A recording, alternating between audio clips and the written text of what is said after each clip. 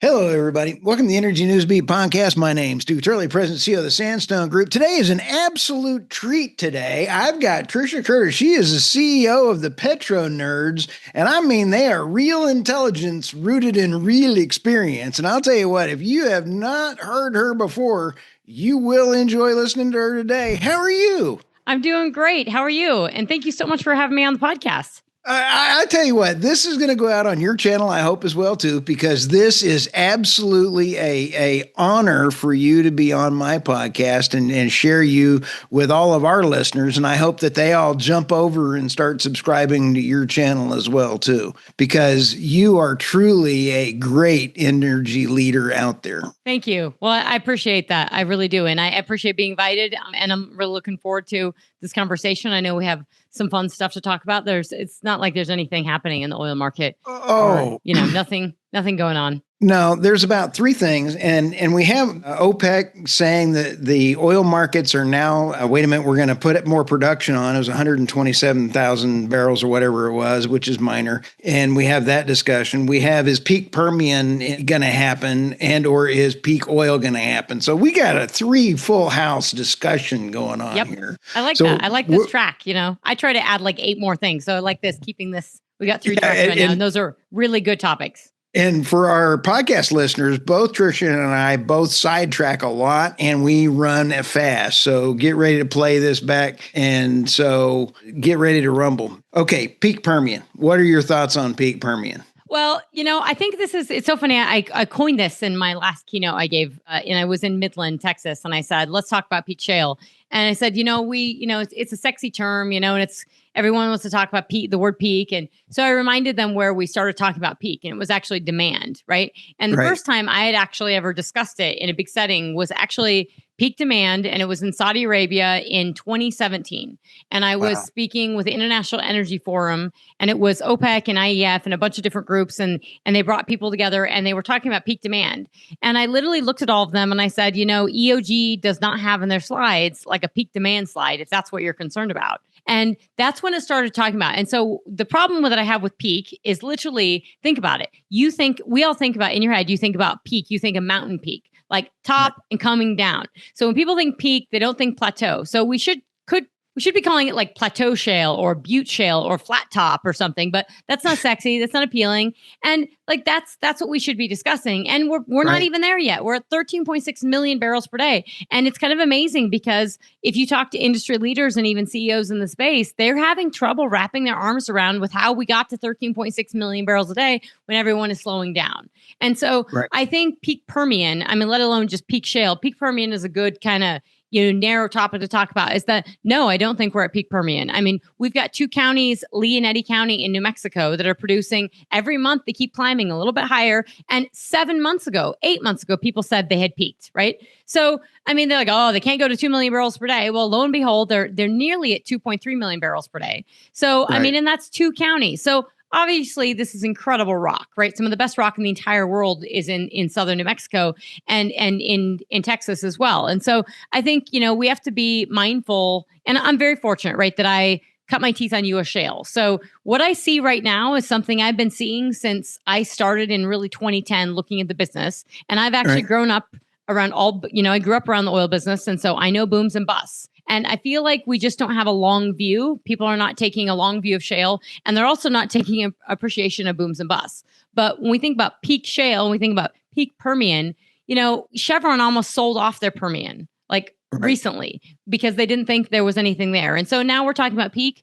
Come on, folks. Like, we really need to wrestle, get to grips with this. And that if we were at peak, we would already see refracking, and we're not. So that means that there's still a lot of runway in terms of existing wells left to drill. And then at that point, if we really are running out and then people are really concerned, you would start to see that impact on price a little bit, right? We would start being concerned that the U.S. isn't going to be there. And that's what you continually hear on TV. With all the OPEC talk today, that's everything. Shale's rolling over. Well, 13.6 million barrels per day, that's 3.6 million barrels a day more than Saudi Arabia right now. So, that's a far cry from rolling over. And so I think we have to be just very conscious of that, what people hear and what they think and what is different from boots on the ground. And absolutely, companies have drilled, they're looking for inventory. But what I see is then when they're looking for inventory, you see a lot of private equity still very active in the Permian. You see a lot of private equity that's looking to go elsewhere. That means they're starting to say, okay, let's look at Wyoming. Let's look at North Dakota. Let's look at Utah. Let's look at Uinta. I mean, if you look at Uinta, if you look at, Ohio, look at Eagle Ford. These are places that people didn't find sexy that are now becoming quite appealing. And so I by no means think that we have drilled up all the wells in the Permian. I think we still have quite a bit of ways. The longer laterals are doing a lot. The efficiencies are doing a lot. We're really holding up production. And so there's about 80 different ways you can talk about that in terms of, are we talking about wells to drill up? Have we already hit our lateral length? Have we talked about maximizing everything from the rock to start with? And the answer is no. Or the molecule change with the getting gassier, which is actually a great thing because we do need more natural gas. Yeah, and you still have so much of this, if you actually look at like the metrics, right? Look at decline curves, look at lateral lengths in the Permian, particularly like in New Mexico. It's very deep in New Mexico. It's very thermally mature. It's overpressured. And so you do get a lot of gas, but you also get a crap ton of oil. And that gas is that oil driver, right? It helps drive it up. And so we haven't pushed the envelope, I think, in terms of everything there, right? Super long laterals and really tinkering with it because it's really deep. It's really hot, and people are still tinkering with it. So I still think, as much as we hear of like, we've maxed out on efficiencies, it almost feels like, especially when I go to the field or I'm talking to clients, it almost feels like every time I speak with them, there's a little bit more. And I'm not saying a lot. It's not like, oh, we cut 10 days off drilling times, but it's a little bit. And so these little bits, incrementally start adding up. And I think that's what we're seeing with that 13.6 million barrels per day. And I absolutely don't think we're at peak Permian in terms of production or in terms of activity. I think if we were absolutely at peak, I would say, well, let's have fun with this because you give me another $5 swing on oil prices and I can guarantee you we can get more out of the rock.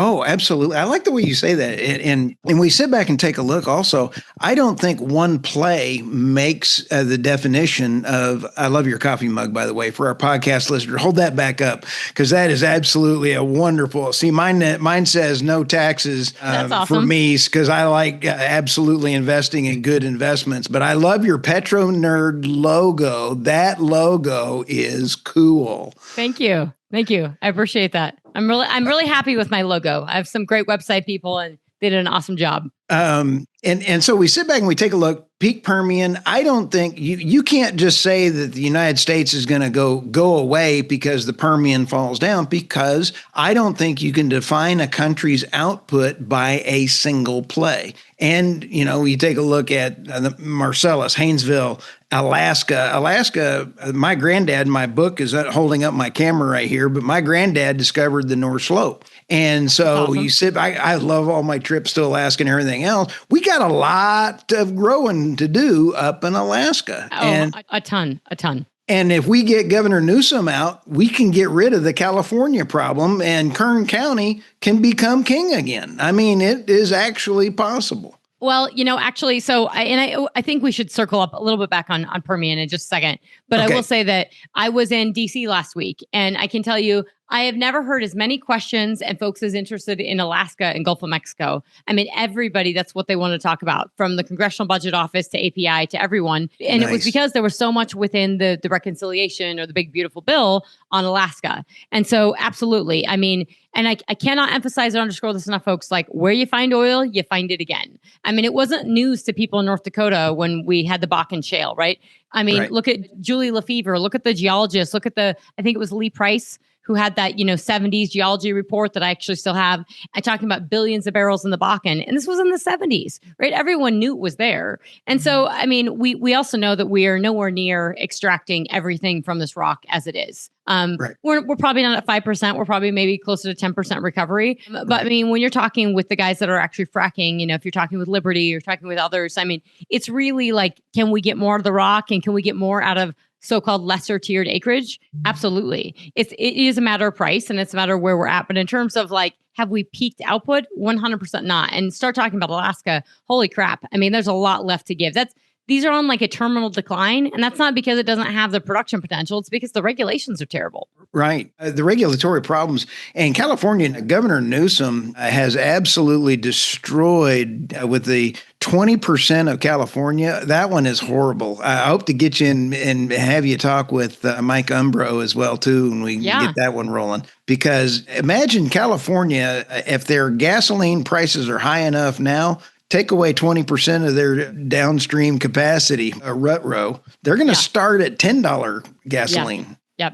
And I think that's, we have to appreciate that, we have a whole value chain of oil and gas in the US. And I actually don't think we appreciate it as an industry, as a sector, or even the government doesn't appreciate fully that, as an advanced industrial nation where, in the US, you can't build anything, right? It's very hard to build things with a very lawyerly society. Yet the US is the largest oil and gas producer. And so we have dominated like the oil and gas production space and actually the refining space. So we now export 11 million barrels a day of crude and product, more than any nation in the world. And so not just the largest oil and gas producer, but the largest exporter of crude and product. So 4 million barrels a day oil, 2 million barrels a day of diesel, 1 million barrels a day of gasoline, 1 million barrels a day of propane. We export a ton of this product. And so that refining sector, that California, like they will know how important it is when it goes away. And they've declined over time, but like we've got to really pay attention to the refining base because I actually just was looking at Chinese data. And for the first time, China has more refining capacity than we do. And, we have more refining capacity than any nation in the world, 18 million barrels a day. And it's super important because it doesn't matter if you have the crude oil and you don't have the refining capacity. And everyone's learning this the hard way with rare earths and critical minerals is that, you can have some, but then you got to go to China to refine and process it. We have our own production and we have our own refining. And that is so important to make sure we maintain. Oh, it is. And I don't know how to handle this one, but when you take back and look at China's encroachment they've just invested, I believe it was billions of dollars in Brazil, and they've also started drilling in Venezuela as well. That's right in our backyard. And if we're going to be doing energy export as a service in order to be energy dominant, you're going to need to have a little more control over your backyard. And boy, that one ought to wake up the White House. It's a tough one because, I think throughout all administrations, the encroachment of China, well, China's not taken seriously enough as it should be, but also developing nations, it's really tricky, right? It's Latin America, Africa. Yes, we need to be involved, but the extent to how you are involved and how you get things done, it's always been tricky. And I'm not like understanding the fact that it's in your backyard is really, really important. But even Africa, the influence of China is huge. For Latin America, it is in our backyard. And it is that, China absolutely wants to have an outsized presence like with every other country so that they can push back on the US. And so God forbid there's ever kinetic war, China will absolutely use their relationships within South America and Latin America. But it's also just important from a resource base is that early on, China went over there so that in Venezuela and lots of South American nations, Brazil, to get oil. And then that evolved, obviously, to say, oh my gosh, and you have rare earth minerals and you have all this other stuff. And you need us because you guys are poor countries and we have no issues about, we have no strings attached to our money and we don't care about your human rights or rule of law. We'll give you the money and you just give us resources. And so that's sort of how it works with China. And particularly in Africa, that's also how it works. But also these nations are also feeling something, and that is dumping of Chinese products on their shores. And, what's really sad is these nations, and this is important for us too, is that if you want to diversify from the manufacturing base of China, you need the developing world to be a part of it, right? And so it would be nice that if we could get, countries in Africa to process some of these rare earth minerals or metals and materials, but, they're never going to get the chance because China controls the whole value chain. But importantly now, China's dumping when we're not buying this cheap stuff. China's dumping it on the developing world, which means they will never get off the map in terms of growing, actually going up the value chain. And that's a really serious thing, is that it's basically just going to stay in China. That is really sad to think about, because I had the pleasure of interviewing the head of the African Energy Chamber, and he is absolutely a cool cat, and he was all about getting jobs. He doesn't want handouts. He wants jobs and oil field and everything else. And he is about, don't give me a handout. That doesn't do me any good. Right. Get me a job. Yeah, I think that's exceptionally serious. And I think that the role of China, in our backyard is one thing, just from a pure presence standpoint. I mean, we had the Cuban Missile Crisis. We dealt with this in the 60s. I mean, we know what this is like. These are not trivial things. And I think folks, obviously in Latin America, in Argentina, Chevron's in Argentina, we've got companies in Venezuela. There's a lot of oil down there, but we also have to realize, like, we want these guys on our, we want a good relationship with these countries. And we also have to be honest about China's relationship with them. And China has a very outsized influence in a lot of these countries. And like Brazil, I always use that as a great example, is that, they are very close with Brazil. However, Brazil has a 25% steel tariff in place because they didn't want China dumping all of their steel into their country and decimating their manufacturing and their steel sector. So, just for a newsflash for all people thinking about tariffs, is that we are one of the few countries in the entire world that didn't have them. And so, so it's not, it feels uncomfortable for the world right now, but it's just it's everybody else has them because they don't want their competition or what their base is decimated.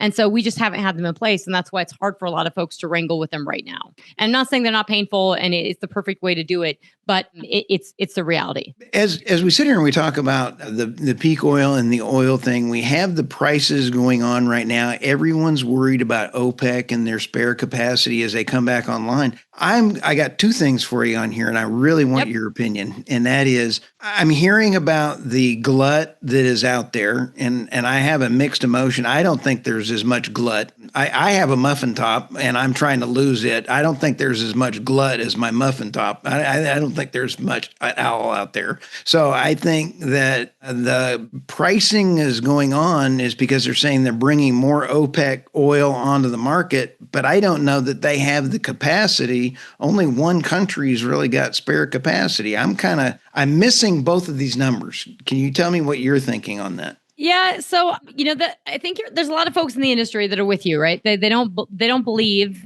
we have the spare capacity, and we can caveat that and get into the weeds a little bit. And we certainly have some folks in OPEC that at the moment aren't producing as much as they say, and some countries are overproducing actually. So let's just square the circle right now. And that right now we're at like we're at like $62 a barrel right now. Okay, we're absolutely oversold on prices for the moment right now between supply and demand. The demand side isn't cratering. We're not in the 1929 Great Depression. Okay, we're not there yet, but we are also not in a rip-roaring economy. So we have some softness on the demand side. And we have a lot of oil production. If nothing else, we should know by our oil production, we have a crap ton of oil production on the global market. So we have a very well-supplied market and we have an okay demand economy. So we're in this position now. A lot of people keep saying 1 million barrels a day. I hear this. And then I hear the flip side is we're either oversupplied or we don't have the spare capacity. And I hear more in the industry that we don't have the spare capacity. And I'm a little concerned with that because I think it kind of reinforces a narrative of we're eternal bulls and we're bullish on them. We have to go to 85 and we're going to go there and we're going to go to 100 and that's where we're going. Well, every time we go close to there, we come back down because it's too high. And guess what happens? Right.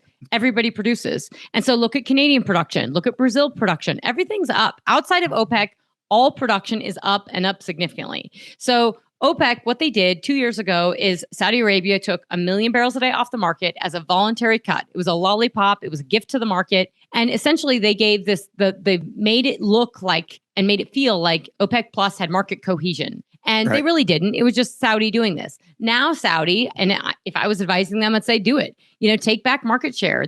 It's not that bad of a global demand market. Yes, we have a lot of supply, but you're getting your lunch eaten by Russia. You're getting your shares eroded, into China and India by Russian crude. So absolutely, put some more supply back on the market, make it more competitive. And by the way, Iran's killing you, Iraq's killing you, and some of the Iraqi crude is actually Iranian. And hello, we're going to have to sanction everybody at some point. So get the barrels out there and start doing this. Right. So there's a lot of, I think, intelligent moves that the Saudis are making, but they look on paper right now, they're just under 10 million barrels per day for the latest OPEC figures. We're not undersupplied. So that thing I think we have to be careful with is that, where it's a muffin top or not, is that we're not undersupplied. And I think this question of spare capacities, could OPEC produce more? Well, 100% absolutely Saudi could produce more. The question is, what's the time frame, right? Could the UAE produce more? Could Kazakhstan produce more? Could all these countries produce more? Yeah, they could. Absolutely. They can. And I think, again, we have to appreciate that for us, we're thinking about, what does it cost? And we got to put the drill bit in the ground, and we got to drill a 3-mile long lateral. And this costs, several tens of millions of dollars, and we work really hard, and we sure as hell don't plug a 700 barrel a day well. That's actually a really good well here in the DJ Basin. In Saudi Arabia, they do plug 700 barrel a day wells. That's a bad well, so you have to realize that it's so much easier to produce from this rock. And so when they put a straw in the ground, oil comes up, and not quite like that, but pretty damn close. I mean, their break evens for oil are easily under $10 a barrel. Yep. So that's so much different than we're talking about. Under $10 a barrel, $10 a barrel. That's insane. Bring that all the way as high to 25. That's such a low break-even price.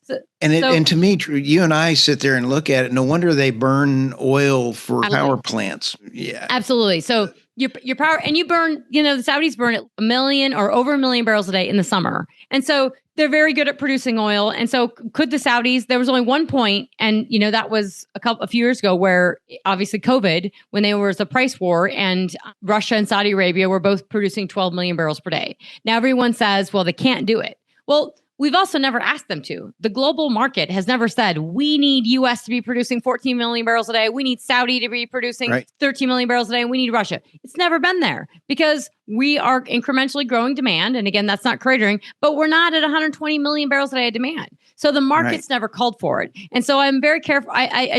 I feel like there's so much skepticism. Always there's skepticism on it's peak shale. It's Saudi can't produce. It's these guys can't produce. And I have to be careful. I think that's a little bit of wishful thinking on the oil industry's part. So I just want to caveat that we're very, very good at producing oil. And as you see through history, and you look through all forecasts, we actually produce way more than every forecast says. And we produce more under much lower price scenarios than we've projected throughout history. With least amount of impact on the environment in the United States. I'm so proud of our oil and gas folks. I mean, they do such a great job. No, it's incredible. I mean, to think that 13.6% of global production is coming from the U.S. and is coming from, a developed nation with rule of law, that can't build anything, but we have this major industrial menu, of oil and gas, and that we do it so well and so efficiently, it's really something we cannot afford to let loose. When you're wandering around in the halls of Congress and stuff, when we take a look at the Democrat-run states like Colorado, your beloved Colorado, you take a look at it's definitely not my beloved. I do what? It's definitely not my beloved. Well, I love Colorado before the Californians moved in. Both my kids were there, and I planned on retiring there until the things changed. So, but when we sit back and take a look at the highest cost for electricity or energy is Hawaii, Alaska, and I can understand Alaska, but you can sit back and kind of go New Jersey, Delaware, Connecticut, and a few others. And you take a look, New Jersey got me, Trisha, and it was, they have nuclear and natural gas for 80% of their electricity. Yep. You would think that they would not be in that expensive list, but they're in that expensive list because of energy policies. Right. How do we get past this? Because we are seeing a whole electric thing coming around the corner here that's going to be shocking for folks. Oh, well, so it's really difficult. And this is why I say Colorado's not beloved to me.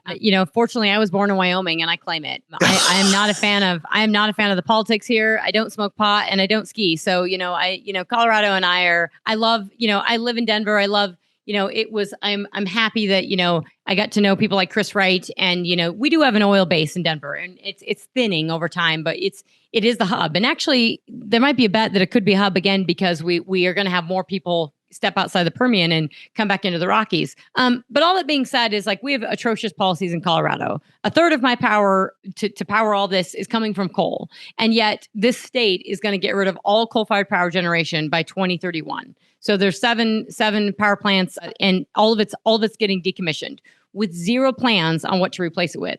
And so we have, my utility bills are double what they were pre-COVID. And so and my tax bills on this house are a third of my mortgage now. I mean, they've just quadrupled, Texas would love to have you. Well, it's just it's insanity in Colorado, and people can't live. I mean, this is not, and I just look at it and think of, I'm here because of the airport, but I'm very, very frustrated with Colorado and electricity prices. I mean, this is such a really important topic. In Alaska, we've seen Doug Burgum and we've seen Secretary Chris Wright there, and they were talking about the Alaskan pipeline and twinning the pipeline to have natural gas, natural gas and actually LNG exports. Well, that's huge because the Alaskans actually need natural gas, right? They need that power. Think about Hawaii. If you've ever visited Hawaii, I've been extremely blessed to visit. They are run on diesel power. I mean, holy crap, they're one of the richest states. Like the tourism, 60% of their power is oil. Yeah, diesel. You're running on oil. So we could change that. Like, absolutely makes sense to have, and they could get the LNG from Alaska, but they could get the LNG from us. Like, they should be powered by natural gas, right? That easily. We should not be powering, Hawaii with oil. That makes no sense. LNG to power plant in Hawaii would cut emissions dramatically. And for me, the emissions thing, it's not just a lost cause. It is just not an important topic anymore. I mean, we are 0.2% of global CO2 emissions here in Colorado, and Colorado is killing themselves to get rid of the CO2 emissions. And there's so many bigger factors going on right now in the world, including actual wars. And China's producing, 14 million, gigatons of CO2 emissions, and we're producing 5 and declining. The war's over, right? We are not going to win this battle unless you're going to curb China's emissions. And guess what? Newsflash to everyone, you're not going to. So you know what? Put your dollars into dealing with, if you believe in the extreme temperatures, you believe in climate, put the dollars into that. But you know what? Hedge your bets. And also EVs, solar panels, wind turbines, they're about the crappiest forms of power to combat extreme temperatures that I've ever heard of. Right. So we really need to be getting intelligent, but we also need to be dealing with the issues, which is that people don't have affordable power anymore. And we're increasingly looking like Europe, and Europe can't make anything, let alone AI. They can't build bullets and ammunition. And so power generation is just so important for this. So to answer your question, this is a state. So it's state by state on their own regulations for power. It's these power purchase agreements that have to be changed, including in Texas, where you still have a lot of wind and solar coming into the grid, where we have wind and solar. Everywhere you put wind and solar, you increase electricity prices. Like it's guaranteed. Period. But that's largely because, and you look at the data, the latest data for the US, we now have more wind and solar in our grid than we have coal-fired power generation. And our nuclear has been flat. And nuclear is great, but our baseload power is being decommissioned. We have natural gas. We don't have as much of it. We're not adding. And so we've got this problem with these costs. And that's what you're seeing on the East Coast is taxes and all kinds of things. Same thing you see in the UK. So I think in the US, we have to have pragmatic energy policy. And really, and I say this a lot, but it's so important, is that I want to see this administration get as serious about electricity prices as they are about oil prices. Oil cannot do the heavy lifting for inflation for everything. Electricity prices, go after the utility companies, and let's start seeing the natural gas costs get passed along to the consumers. Well, you were spot on. I mean, yeah, if you and I and everyone and utility were paying $3 an MCF for gas, and that was passed along to the consumer, that is a tax break. That is a boon to this economy. That's a boon to the consumer. That's a stimulus check. That is a let's go build. Let's go to town on business. That would be huge. And the only thing holding that up is utility companies taking in that money, raking it, charging us a lot more for residential natural gas prices, and then using that money to pay for renewables. You were spot on. And especially when you take a look at ERCOT. ERCOT is about 98, 92 megawatts on max capacity, but yet they have 180 megawatts of nameplate capacity because whenever you have, as soon as you put a wind farm on or a wind turbine, for our listeners, they know that you got to magnify it up there because they're not always on. So you've paid for 180 megawatts of power, but you only need 92 megawatts of power. Right. I think that's one of the biggest things people have a hard time understanding is that, and we don't have good transparent data on this. You need to have every state, you need to know their power generation, what they're actually generating power from, and then their power capacity. And when you see those, you see a very clear trend is that states like Colorado and California built out a crap ton of wind and solar. And then they still have this coal and natural gas, but they only pull on it a little bit and they pull on it and it takes all the efficiencies. And actually Colorado's plan is to get rid of all the existing stuff, including natural gas, and then build small little natural gas facilities. Well, the problem is when you have all these signals from the market, from AI, it otherwise, the answer is to just build a bunch of combined cycle natural gas. And that's what everyone thinks is going to happen. But not if you have these power purchase agreements, which subsidize the crap out of wind and solar, and then you build those, and then the consumer gets absolutely screwed with these very high electricity bills. And so this stuff is breaking down as we speak. It's breaking down in front of our eyes. And the answer is to, hello, publicly traded utility company and utilities commission, get on board, stop representing Excel and start representing the consumer. Wow. I'll tell you what, this is an exciting time. I don't think I have ever lived through a news cycle like we've been in the last 2 years. No kidding. I'm writing about 4 or 5 articles a day and I'm wiped out at the end of the day. This is terrible. But when we sit back, we also take a look at not only the OPEC, taking a look at whether or not they have supply. We have a peak oil. I don't think peak demand, and I love the way that you have said this. I think that we are also facing a bifurcation of how the world is going to go forward. And I think we're going to see a bifurcation of markets. And the bifurcation is those that have net zero energy policies will deindustrialize and have a fiscal collapse. And then those that go to regular energy policies will thrive and have a very good financial future. And I think that bifurcation is really putting the UK and the EU in the failure spot. France government just collapsed as we were just right before we started recording this. Fourth time in 12 months. There's a goodbye. There goes another one. So I think that bifurcation is up for grabs because I had felt that President Trump,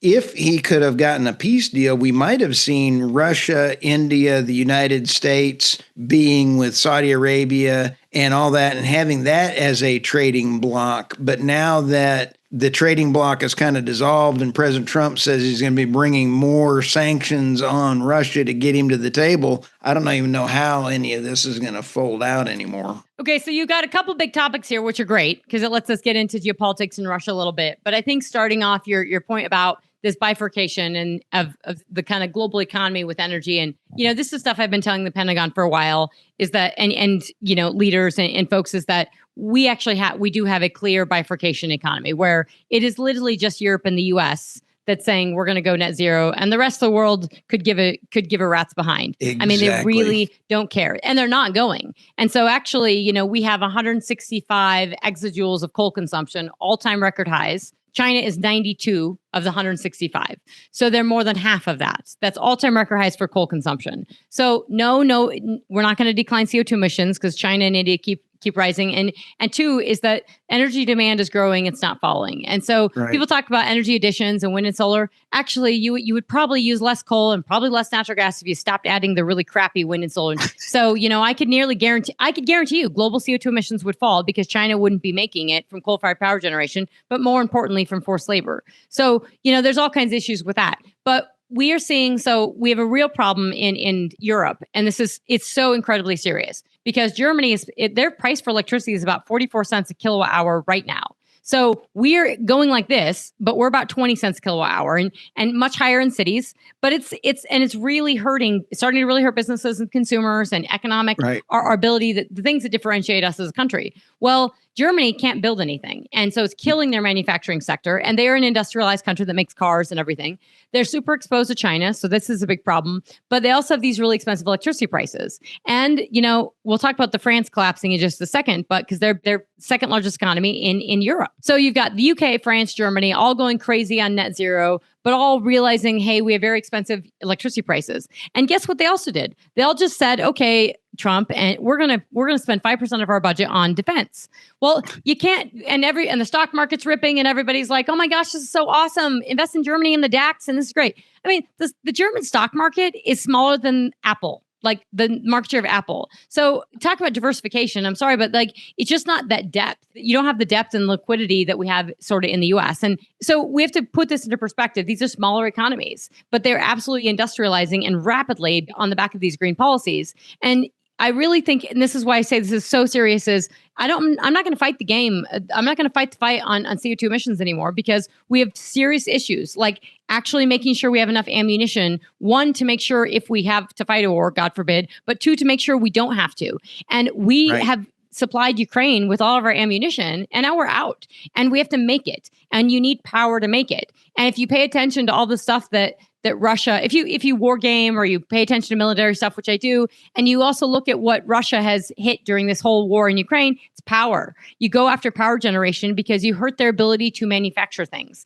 And so it's so important to realize that power generation equals manufacturing. You know what China has? They have 1/3 of the world's manufacture, or 1/3 of the world's power generation capacity. 1/3, over 10,000 terawatt hours. And they are the world's manufacturing power horse. They are not just making t-shirts and iPhones and batteries and wind turbines. They are also making bullets and ammunition and tanks for Russia. And they're able to do that for themselves. And so it's, when we think about Europe has a real problem now on just defense, right? They have to be able to defend themselves, and they need power generation to do that. So they're going to have to get their electricity side in order to just even get close to their defense spending, let alone, I mean, even 2%, let alone 5%. So these are really serious. And then, France collapsed. This is their fourth prime minister in 12 months. And so they had a no confidence vote and they collapsed. And this was all based on the budget. So they've run a budget deficit now they've never been in 51 years now, and they are 115% of GDP. Now we have a lot of spending and we have a lot of debt, but we're all still way less than China. So I mean, these are just super serious issues. And the one thing you have to realize is that when you're competing with China, like Europe and like we are, we're thinking on dollars and we're thinking on profitability, and they're thinking on winning. And that's it. There's no profitability. There's no anything. So they'll throw everything in the kitchen sink at it, and we'll sit here and talk about CO2 emissions, and we will lose. So it's time we, get back in the game. Yep. I'll tell you, that is amazing. I'm sitting here going, you sit back and take a look. They've got 54 reactors. Of their 54 reactors, their parties over the last 10 years have wasted the maintenance dollars, and they were only running about 24% of capacity because of failure to do this. They had a gold mine. Yeah. They had a flat gold mine they let rot. Absolutely. And, and I know you and Doug Sandridge are really big on the nuclear side, and it's fantastic. I think nuclear power would be an answer, silver bullet for many, many things. And just for just cheap, reliable baseload power. The problem is it's not cheap, at least not right now, because we can't build anything. But also it's not cheap, but also we do have a problem in other countries where it's not just power. And let's be honest with ourselves. If it's in the Middle East or if it's in China, it's not power. It's also a weapon. And so we have to be very, very honest with ourselves, is that nothing in China is ever clear cut, right? It's never, we'll just use it for nuclear power. No, China's thinking that we will have a baseload nuclear power. We will reduce our exposure on oil. We'll have a very electricity dense sector with coal, with nuclear, with everything. And then if we have conflict, that they're banking that we won't hit their nuclear power, right? And they're definitely cross-pollinating everything they can for nuclear ambitions, for weapons and everything. And so, I mean, I think it's just a reality of how energy works. But, you could talk about Russia in this. I mean, nuclear power is fantastic. It's just you have to maintain it in the places like France and Germany, and you have to you have to give the maintenance to it, and then you have to build on top of it, and that would be a great thing for Europe. And then we just have to get around ourselves and build the damn things. And as Doug's been on the podcast, we need to expand it where we have it, and we need to just get over ourselves and start building it. And we also have to realize that the military's been using this for decades, and they've done it very reliably, very, very safely.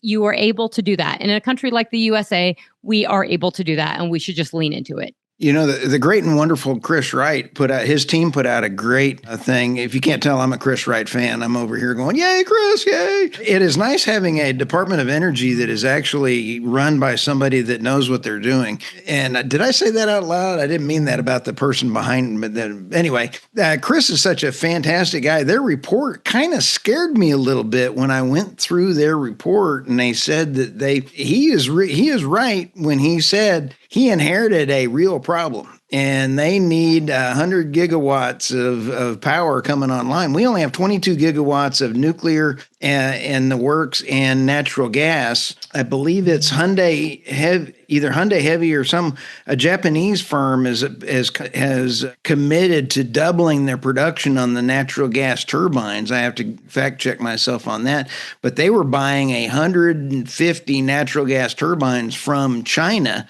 and the world is all going, yay, we're going to see some more natural gas turbines from China. I'm like, all right, is there going to be something in there to stop them, some electronics? Oops.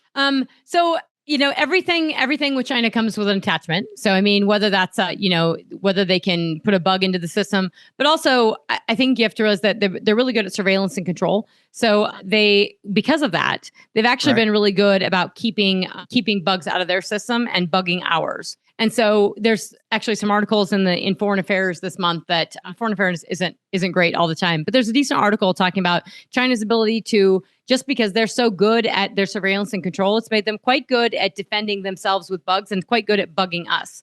And so when it comes to power, it's a really serious one. So if you're getting anything from China from a power generation side, or Lenovo laptops for that matter, I mean, it is problematic in terms of what they can do. But when it comes to thinking about like the power generation side, and that a separate piece, and we're thinking about nuclear, and we're thinking about natural gas. I mean, I think we have to, Japan, actually, they just lost their prime minister too. He just bowed out, and there's something going on in Singapore as well. But I mean, Japan, it took us almost a decade to convince the Japanese that we had the natural gas we said we had, because no one believed us.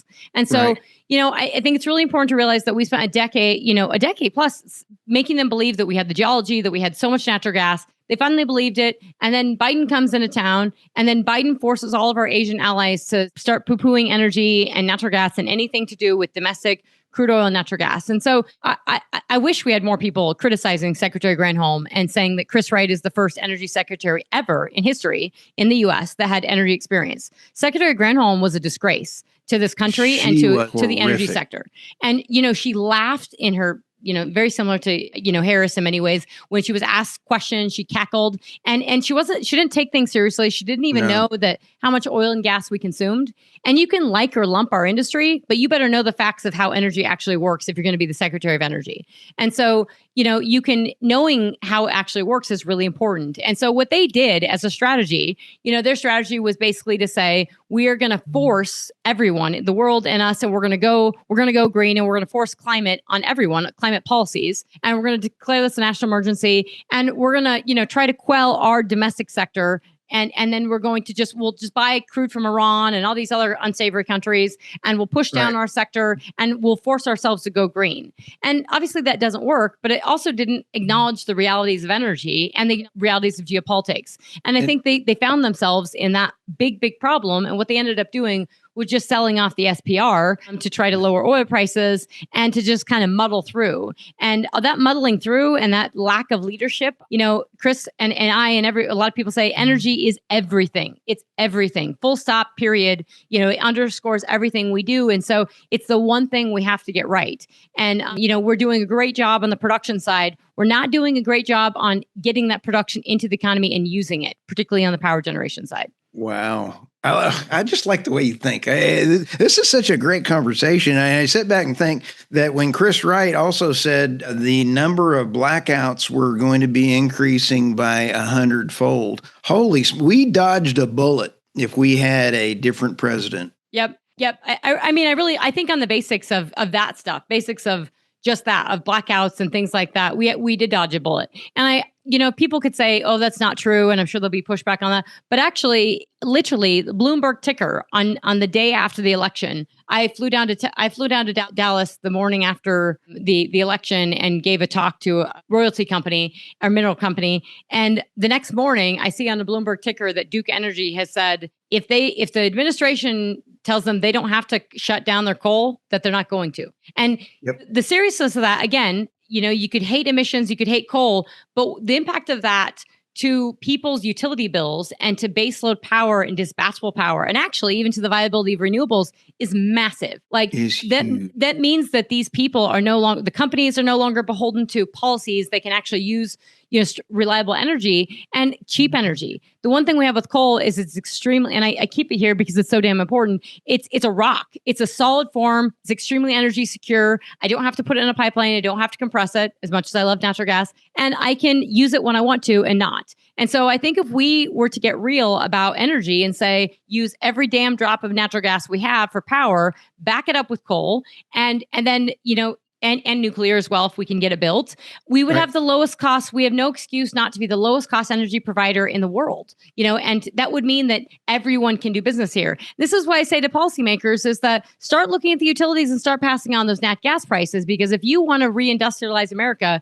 and you want to get Intel to invest here and Taiwan Semiconductor and all these companies, give them the lowest utility, give them the lowest electricity prices in the world, compete with China on that front directly. I did not realize how versatile coal was. I'm just visiting with some folks. I've got some podcasts coming around the corner with some pretty cool coal updates. I didn't realize it was that cool of a power source. Have you been to a coal mine? No. Okay. Well, I would encourage you to do this because it's just a nerd. It is very cool. And I think what's impressive is that how beaten down it's been in our country for 30 years. We basically effectively had a moratorium on mining any more coal. And if you go to outside of Gillette, Wyoming, you have two of the largest surface coal mines in the world outside of Gillette. The third is in Indonesia. And then I think 4 and 5 are also outside of Gillette. So tons of coal outside of Gillette, Wyoming. And these companies have been so beaten down that if you go visit them, they run so lean. They've got so few people. I mean, you could literally, the floor of where they're mining is so damn clean, you could almost eat off of it. Wow. It's just,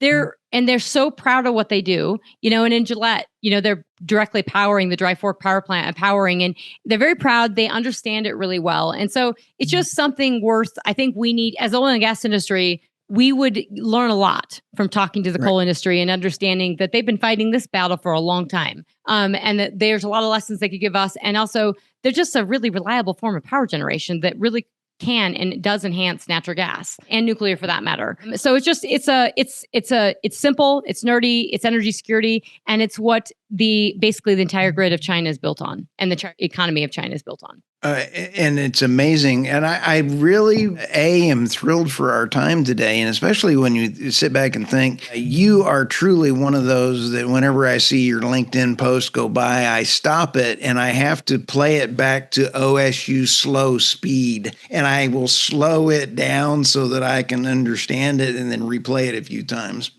Well, thank you. I really appreciate that. Yeah, I noticed I put a picture out there, and that as long as you put some content with something and have something that people want to click on, people read the content. And, and I was really excited that you asked me to come on the podcast and talk about this stuff because you have great questions, super hot issues. And the one thing I'll just say is our industry is not, you said talk about the news flow and you're writing papers and reports and just op-eds. It's really difficult. We have so much information to take in, and you have to streamline it into what matters for executives. And I do feel like we are struggling on the intelligence front of getting the real drivers of what's happening to our industry leaders. And, I think that, and we need a better job. We need better leaders. We need more Chris Wrights, and we need more honesty in the space. And we still don't have it. There's some really good people. You have like Matt Gallagher and Bud Brigham and some awesome people. But I think that we need a little more honesty out of Mike Wirth and Darren Woods, and, a little more reality check that a lot of big companies, their pay is still tied to ESG metrics. And, that's not going to work if we're going to drill for oil and gas. No. And we need more states to just actually pick up the slack and realize that New York State could be once I grew up in high school and I went to high school in upstate New York. Oh, that's and awesome. New York was a wonderful place to grow up. It's not that way anymore. But the New York governor is destroying the state because of her awful policies. I think you'd probably agree with me that it's probably a long shot for, to drill in New York. But I think pipelines, any kind of infrastructure in terms of energy would be really huge. Pipelines from the Marcellus is an 8-hour drive. This is not rocket science.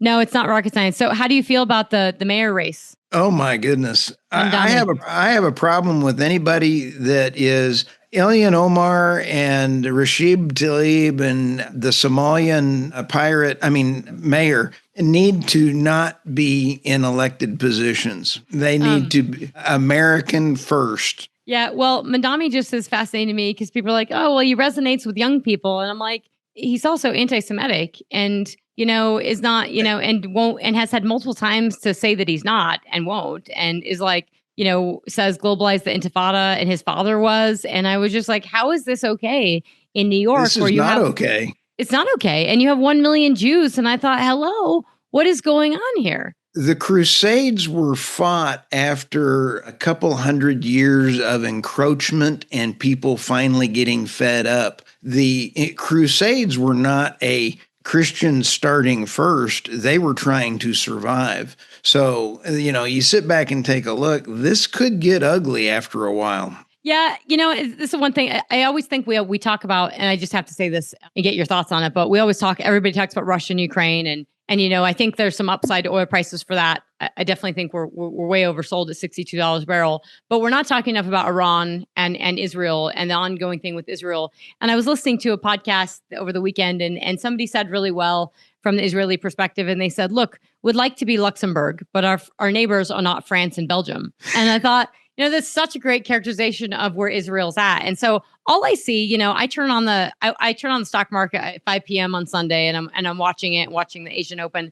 And then really at 10 p.m., that's when the Middle East opens and you get all, Middle East talk and OPEC and everything. But that's also when they go to town on ripping on Israel and how horrible it is and how many deaths, Hamas has reported. And I'm like, it's just the whole terrorist organization thing and the skewness of the information on this is really serious. But that to me is it's one thing that's just not really appreciated as a serious ongoing geopolitical war and geopolitical risk in the market. Oh, it is, especially when you have the Houthis still bombing the Red Sea and still controlling that. Here's one of the things that I have with Iraq. Iran and Iraq interchanged their tankers because Iraq was the number one supplier for oil to California. And so some of that was actually from Russia and some of it was actually from Iran tracking those tankers as they did. There are about 1,480 somewhere in that range of dark fleet tankers. Of those dark fleet tankers, about 720 of those are Russian. Russia dark fleet has now got also LNG tankers. China has now gotten its third shipment of sanctioned Arctic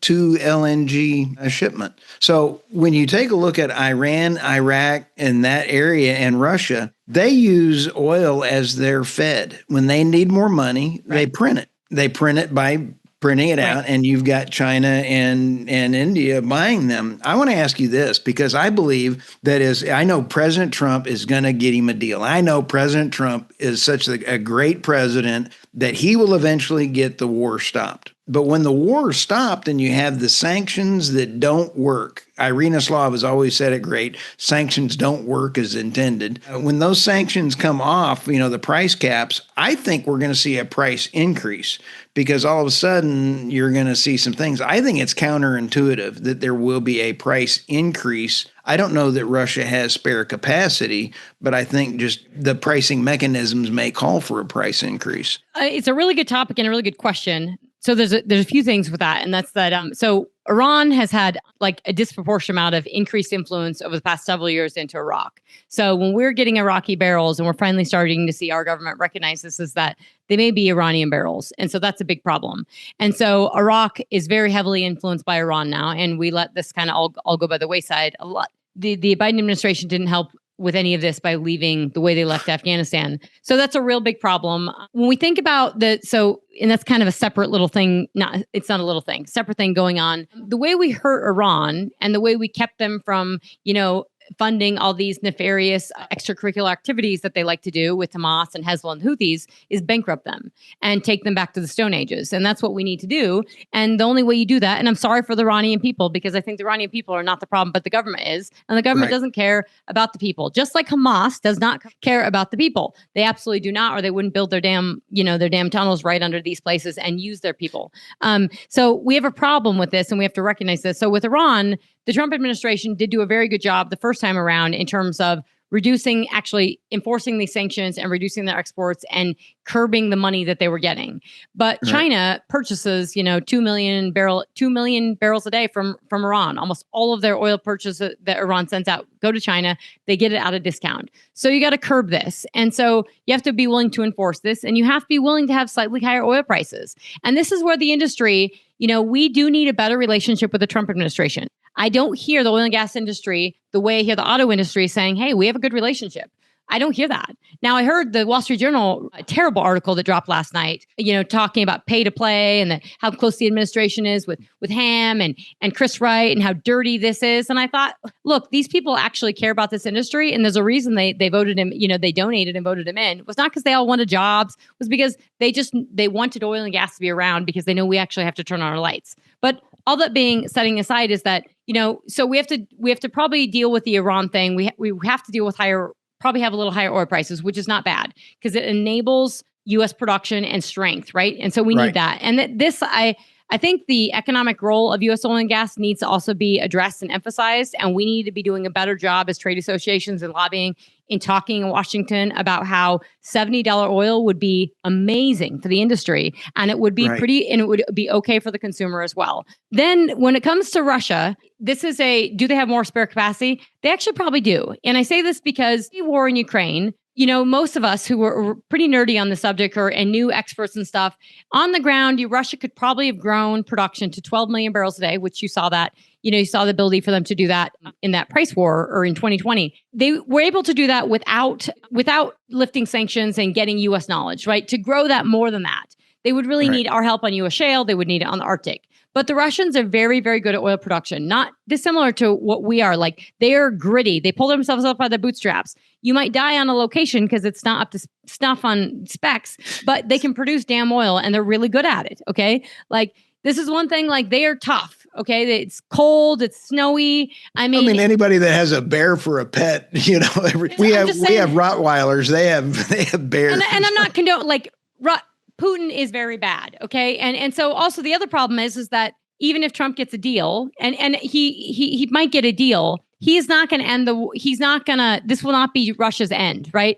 So you have to bankrupt Russia. You have to really hurt them. And the ability to hurt them is, again, take away those oil shipments and LNG. Europe is still getting oil and natural gas from Russia. That should have ended a long time ago. And so nobody was willing to take the pain, inclusive of the Biden administration. Nobody wanted high oil prices or anything. Right. You have to be willing to suffer a little pain to really end this. And so that's the only way it's going to end is if you really hurt Putin and you take away his money. And that means that then you got to throttle China. And that means, hey, China and hey, India and hey, everyone and Iran and North Korea, all you bad guys who are supporting this. And it's going to be really difficult because there's nothing China wants more than this war to keep going because it is draining our ammunition severely. And I just want to add one more thing. I heard this in a warfare podcast this weekend, and you'll get a kick out of this because I think it was Irregular Warfare. And they were talking about why, just this little thing about, and they mentioned energy. And I love this piece because so we started attacking the Houthis, which was just phenomenal. Like, we did this incredible execution. Everybody said we couldn't do it. And we did it and we plinked them off. And all of a sudden ships start getting attacked. Well, the reason we did it was probably because we needed to do it, but also because France couldn't because they didn't have the ammo, because they didn't have the power to make the ammo and they ran out. Yeah. And I thought, so power generation, when I say energy is everything, folks, it's damn everything. Like, it's full stop. Wow. I did not know that. Yep. I didn't know that either. I've got about 19 other questions that just popped in my head after your last question there. I'm sorry. I thoroughly enjoy this conversation. This is absolutely one of my better conversations with you. Are fantastic. And I do appreciate that. We take a look at this as a critical part for ending this war. Zelensky, who was installed as a government installed by MI6 and or the U.S., and it has been fairly obvious by that. Now he is trying to go get those guarantees, and and Russia has now put out on their TV that Ukraine will be divided by three different things, by three different groups. There'll be the middle group, which is the area of no man's land, and then the Ukrainian controlled, and then the Russian controlled. And now they're trying to say that the guarantees to end this are going to be needed. The Bank of London is broke. You have the Bank of Paris is broke. You have Germany failing. They cannot rearm themselves.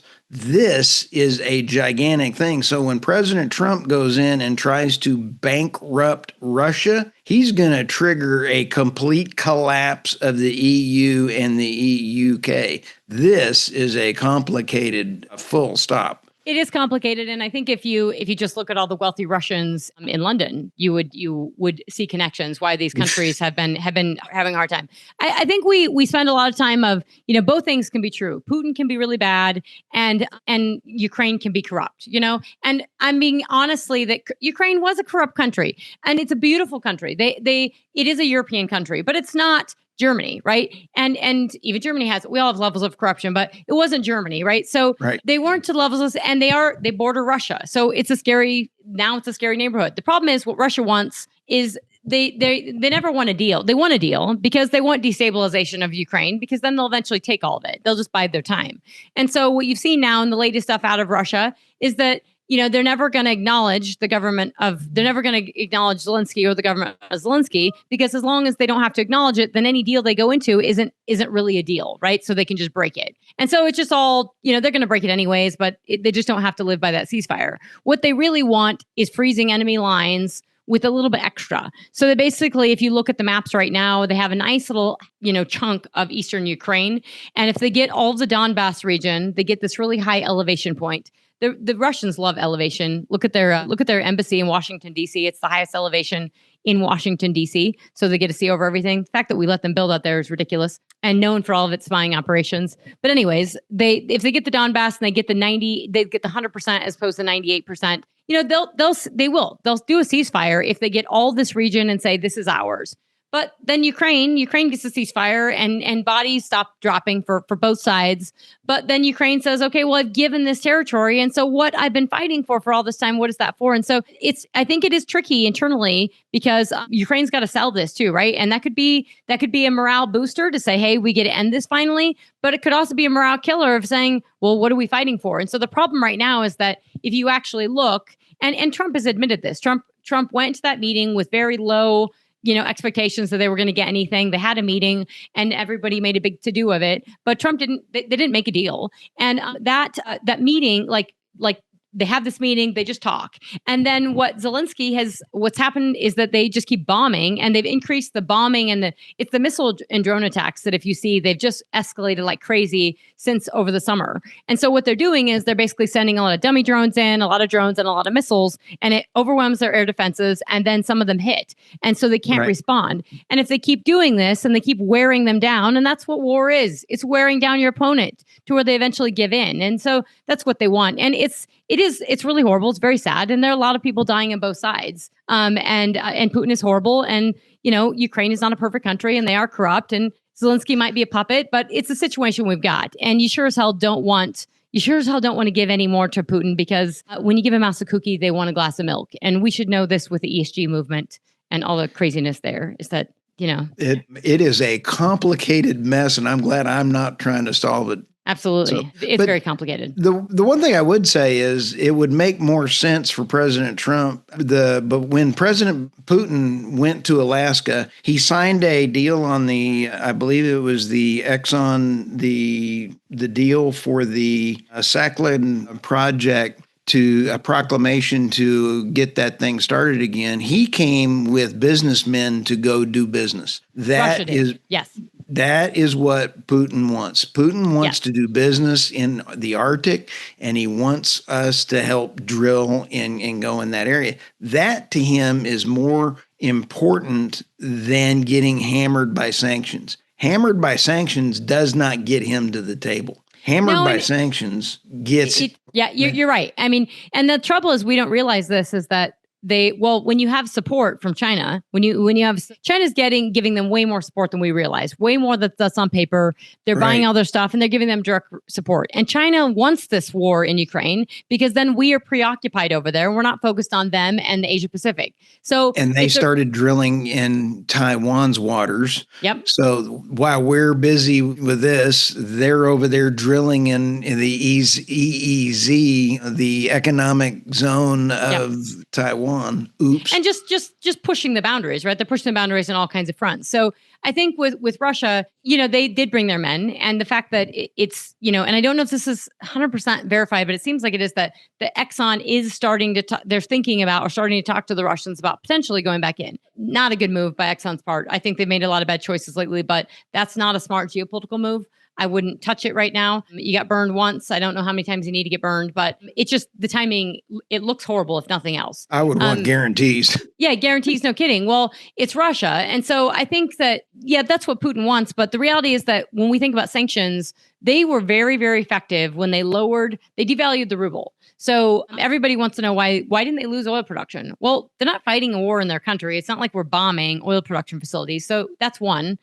Nothing's really impacting that. And they just have to maintain it. And again, they're very good at this. And so since 2014, when they took Crimea and the world did nothing, absolutely nothing, they devalued the ruble, and then they changed the tax code to where they could get, essentially all the oil companies made just as much money as they did before with the ruble devaluation, and they incentivized them to produce more. And so they had a lot of small companies, not dissimilar again to U.S. Shale, where these small companies just kind of went to town and bootstrapped it and just went nuts. And it was really, and I'm not saying, again, not congratulating the Russians or saying they're good. From an oil industry perspective, it was quite impressive from the production standpoint of what they were able to do. We have not appreciated that they're very damn good at producing oil, the Russians. And so we're probably not going to have an impact on that. To really hem back sanctions, and this is why I think, you have ongoing negotiations. The thing with India is not going well. This is seeing India, Narendra Modi with Kim Jong-un and Putin in China. This wasn't good. And Trump put out that tweet saying, good luck with your new friends. He probably means it, which is not good, because that means that 50% tariffs on India, this stuff has huge ramifications. I think that's a long game. I do think India might come back to the table because, just getting cheap crude from Russia, I don't know. I think you probably want to trade in the global space, but this is very, very intertwined and complicated. And we are starting to really see clear lines with these blocks of countries that are saying, screw the U.S. and screw the West. We're going our own way. Well, I'm looking forward to future discussions with you. And as a coalition of the podcasters for energy dominance, I think we ought to see about getting that thing kicked off. Because I think the coalition of energy podcasters for energy dominance, it almost has a ring to it, doesn't it? It does. Yeah, it does. Yeah, that's good. I'm, and I actually think that the market and everyone pays lip service to this energy dominance. But when you think about the role of energy in terms from manufacturing, in terms of being this industry in and of itself and what it's providing, and the fact that we're a developed nation and we can't build anything, and yet we produce more oil and gas than anyone else, the energy dominance has a huge, from energy security to national security to economic well-being to just what we can do with it, and the ability, we would have much, much higher oil prices and all prices if we weren't producing 13.6 million barrels per day, given all the stuff we just talked about. If you want to find out what a third world country is, just wait till 2026 and look at California. Just kidding. Anyway, Trisha, tell us how people find you. Yeah, no, that's funny. You can find me on LinkedIn. So when I'm talking to folks, people always say either they are followers of the podcast. So the PetroNerds podcast, it's on the website at petronerds.com. You can reach out to me at petronerds.com on the contact us page. You can reach out to me on LinkedIn. I do a lot of posting on LinkedIn, and for the industry, that's pretty prolific. I'm on Twitter. I don't have as much, appealing stuff. But I am on Twitter. So it's Trisha J Coffee. That's because I drink a lot of coffee. Yeah, those are the three main platforms. And so I love this stuff. I'm deeply passionate about it. But also it does matter a lot to business. And, you can move the needle if you're the smartest person in the room. Well, thank you very much for your time again. And we'll get this ready, and we'll have our staff send this over so you can push this out on your channel as well, too, because I truly appreciate everything that you've got going on doing out there. Thank you. So thank you so much for having me. This is a blast. And I love your background and all your cool. This is actually my guest area here. And then that is my view from up here. Here is just one of my offices I've got 3 offices, and I normally have 9 screens, but this one's got the best lake view. So that's awesome. Good for you. Right. Very cool. All right. We'll see you soon.